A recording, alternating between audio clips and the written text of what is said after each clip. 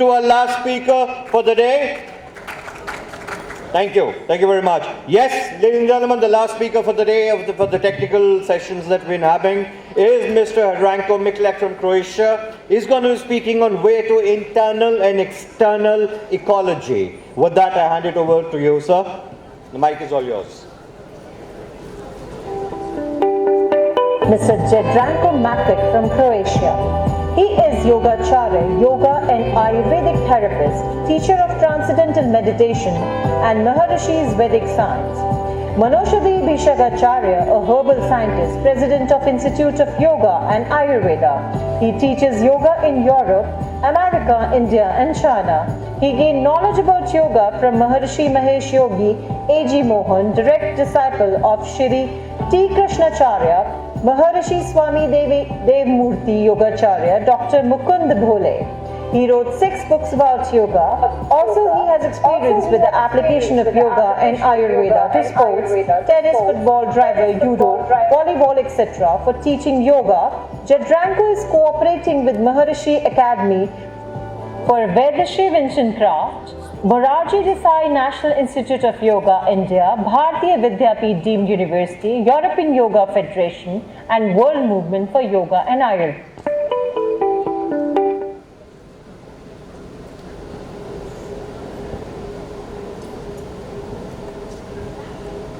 So, dear friends and everybody, thank you very much for creating beautiful ecology for in this space by previous practice.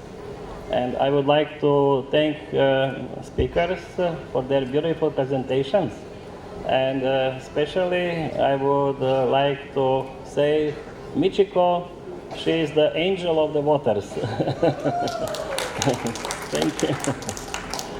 She really practically showed us what effect has our thinking, whether positive thinking or negative thinking. I would like to go a little to the source, that we try to see actually what is the basis of ecology and what is the nature of life. As we know from all ancient scriptures, all the rishis, maharishis from the ancient time and the seers of today time, they all speak about the nature of life is Satchit Ananda. That Ananda is the basic quality of life, that everything is born from Ananda, everything is created from Ananda, everything is maintaining its life in Ananda, and everything comes back into the Ananda. So, then we need to see why the life is not Ananda on all levels, as it is stated, and what should be the normal. And for that, we need to seek little into the structure of life. As we know, that level of Satchit Ananda is transcendental level from where the life manifests. And in the Sankhya language, it's called Purusha value. And that value is not creative in a sense to create and to structure the life. It needs some mediumship for that. And that Purusha needs his own representative in that manifest life, who will be acting upon for his sake. And for that purpose, the Mother Nature or Prakriti creates for him Ahamkara as his representative, who will be related to all different kind of experiences for the sake of the Purusha. But what happens that Ahamkara unfortunately became identified with the experiences. And instead of being the instrument of Purusha, it becomes the subject itself, and all experiences now is for his sake. So, and this is called asmita, as klesha, which Patanjali mentions. So this is the case where is the source of all mental problems and ecological problems. So to make it more clear, we can take recourse to any practical events happening in our life. For example, there are all stories where you are having the king ruling the country, and the king has a first minister who is representing him. King is more in the silent behind, and the minister is doing all work for him. He is his instrument. But in that kingdom, when this is functioning like that, then everything is flourishing. Everything is the highest level of ecology. People are happy, and everything blossoms in nature, seasons on time, no ecological catastrophes, and everything goes well. But what happens if that first minister turns back to his king, and he says, I don't want to be anymore your instrument, because anyway, all the country is under my rulership. So I am real ruler. And then what he does, he is putting the king in the bottom of the tower somewhere, putting in the chain. And then he starts ruling the country. And what happens?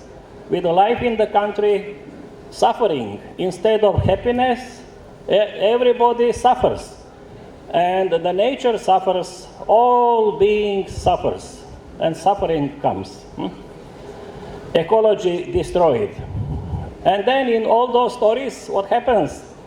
Then how to save the life, how to bring the king back on his throne.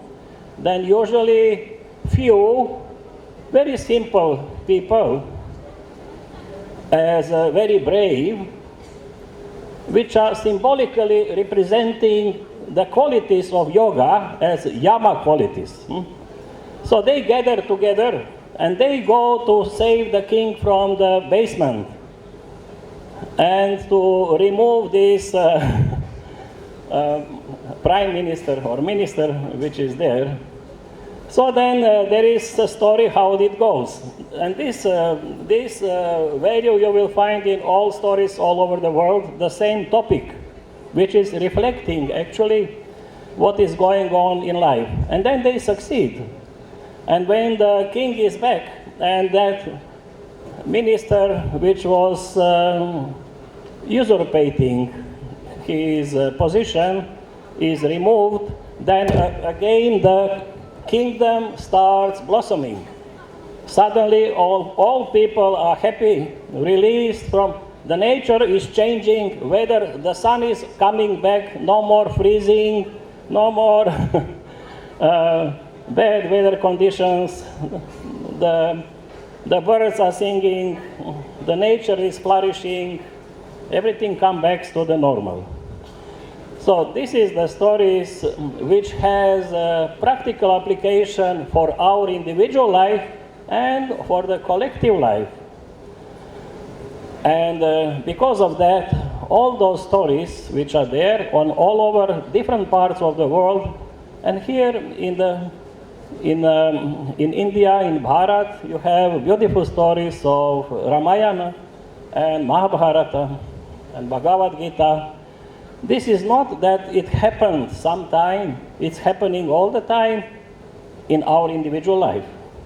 Ramayana is all the time going in our individual life, 24 hours. Bhagavad Gita also. So it has its application on the global and individual level. That's why, in that sense, the topic is individual ecology and global ecology. I will address both at the same time by the main principles. But you can be just aware of that what is going on the individual level, it is the same way of life as a global level. And this is because of that, because those ancient rishis, yogis, they said yata pinde tata brahmande, or anoranyan mahato mahyan. The smaller than the smallest is the bigger than the biggest. Because that cosmic intelligence which rules the life, the total value of that intelligence is present in the smaller than the smallest. As also Jesus said, that it is present in the small grain, and in the cosmic level also, and in the bigger than the biggest. And because of that, it functions in the same way. Now, just one more example you find in the Western culture as scripture, like in the description of the God and his first minister or representative. They were calling him Lucifer. Lucifer means the carrier of light. The carrier of light means who don't have his own light. He is carrying the light from the God for the sake to serve the God and to be ruling over the manifest level of life. And then they speak about fallen Lucifer. This is Asmita. Ahamkara is that Lucifer in its original duty. But then when he falls, then it is that Asmita. It's symbolically. But when we can see reflection of all those stories in our personal life. Now, we know from how to handle that. And in Patanjali Yoga Sutras, in the second chapter, it starts, Tapas Svadhyaya Ishvara Pranidhana Nikriya Yoga. And the purpose of Kriya Yoga is to klesha tanu karanam, to reduce the intensity of the kleshas in our life. So the 5 kleshas, you are familiar with that, because all of you are involved with the practice of yoga. The avidya, ignorance, asmita, raga, dvesha, and abhinivesha. With that we are born. With the kleshas we are born. But what happens during the lifetime, those kleshas come to the udara state. This is very expressed state in our life. And then they turn into the enemies. Internal enemies, these shatripus, 6 internal enemies, which we need to deal with them. So those enemies we are creating during our lifetime. And this is the main source of the problems and suffering on the level of individual life. And then it is also manifested on a global scale, problems of the global level. And especially, we don't have much time here to enter into more detailed teaching of Sankhya, but just for your information, just for your thinking, that Sankhya says there are many Purushas and only one Manas. What does it mean, only one Manas? Try to research. And that one Manas means collective consciousness. And we are all participating in that collective consciousness. So, now, the main task of the practice of yoga and that internal ecology is the purification. As I said, life by itself is bliss and knowledge and all positive values and all the values of the yama expressed in the values of the yama. What does not belong to life is ignorance. It is impurities. They don't belong to life. So we need to purify that, what does not belong to life, to remove that. And for that, it's the practice of yoga. That's why in yoga we have all kinds of shuddhi practices, the kaya shuddhi, the vayu shuddhi, nadi shuddhi, manas shuddhi, atma shuddhi. All levels of our life we need to purify, to remove the impurities. And what happens when the life is purified? Then it comes to its normal level. So with yoga, we don't create anything new. We are just bringing life to its normal value. But anyway, we need to take care of life on all its levels of expression. On the level of ecology, on the physical level, we need to be aware and conscious of normally that the cause is consciousness. The impurities in our consciousness is causing manifestation of those impurities on all grosser levels, and then finally on the physical level. Because people which are unconscious, they will throw garbage anyway, anywhere. Until everybody becomes conscious, we need to do something on the physical level also, which is the effect level.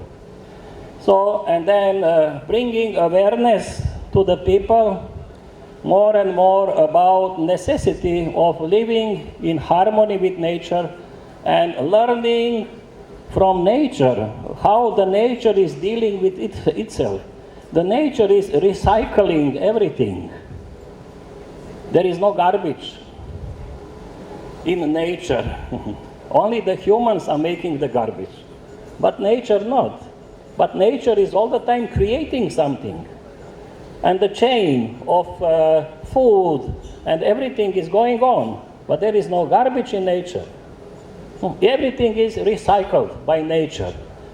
But at least we can have awareness to separate things which can be recycled and to teach people and to be aware of the ecology of on our planet and to help nature that it has better condition for its function. So this is one thing. On the global level, there are possible many projects to improve the ecology, as our dear friends were speaking, and they are selfless work contributing to that. At the same time, working on the individual level, on the level of the family, on the level of the school, on the level of the society, on the global level, bringing awareness about that, about the necessity to involve ourselves in physical cleaning. As I was recently in Rishikesh and I was walking along the Ganges, so we speak a lot about Ganga, and it's holy river, everything. But there is so much garbage along the river. So it must be practical action. So that the 1,000 disciples of yoga, which are there in Rishikesh, one day, everybody can go and start along the Ganga walking and collecting all the garbage. In one day, it can be clean. So this is practical. We need more practical approach. Not so much conferences, speaking about necessity and all beautiful things about our rivers and everything, and not doing much about that. So we need to do some implementation, practical implementation in that sense. So this is also our body. Yes, our body. If we don't take care about our body, it will be ruined. So we need to do some practical thing for our body, to purify the body, do panchakarma, or do some yoga practice, some shatkriyas, whatever, to take care of the body to function well, to remove impurities, to be happy, so that each cell in your body is vibrating with ananda.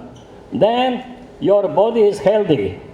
For the healthy mind, ananda in the mind. For the healthy body, ananda in the body. The ananda must permeate every level of your life. And this is one of the 7 rishis. The main one approach is spreading the ananda from its source to permeate all levels of life. Just 1 second. One thing, ecology of the heart. Why? the most dangerous disease, cancer, they never found the metastasis spread on the heart. It can go on all organs, all over the body, but not on the heart. Just for thinking. Thank you very much. Thank you.